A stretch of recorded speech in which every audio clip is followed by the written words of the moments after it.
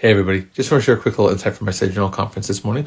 While on my run, I was listening to the October 1931 general conference, and Sylvester Q, the presiding bishop of the church, was speaking, and he was speaking about the Great Depression. It was kind of the thing that a lot of people talked about. But his angle was, he talked about the fact that the Lord's prophet and the apostles had been giving the people counsel on financial and fiscal issues, and talked about what they needed to do to be able to weather a coming storm. And he's like, we've been told that the storm was coming, and we've been told what to do. And those who listened were prepared. And they are still suffering the effects of the Great Depression, but to very small degrees compared to those who were not listening, those who did not follow the counsel of the prophet. And then he outlines like 7 or 8 different things that the prophets and apostles have counseled us to do. Things like, don't speculate. Don't go into massive speculations. Don't invest in speculative things.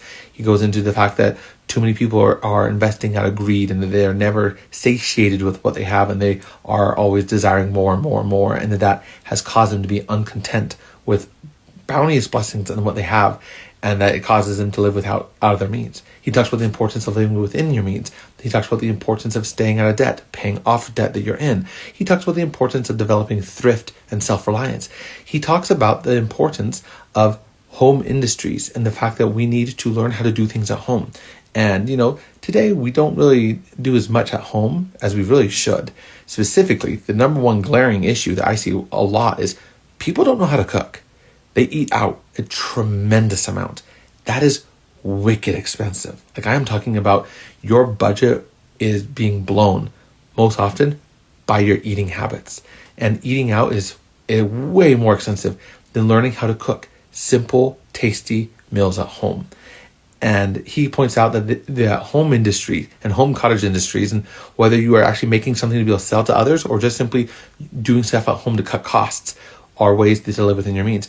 But then he talks about something that I thought was quite interesting. He talked about the importance of patroning local industries. And he's like, if we were to buy things that were made locally, we could be able to employ many, many, many Latter-day Saints who are currently struggling. Many people who are looking for employment would be able to find employment if we chose to buy local products. And I thought this was so fascinating, and it's so important, because sometimes in our desire to have the cheapest thing, we are outsourcing all of our buying to the third world countries where people are making products in awful conditions. And the counsel that we've received is, yes, sometimes we'll have to do that. But overall, you should strive to buy goods when possible from your friends and your neighbors, from the farmer down the street, from the guy at the orchard the next town over. And these are the counsels that we've received to help mitigate future crisis and economic troubles.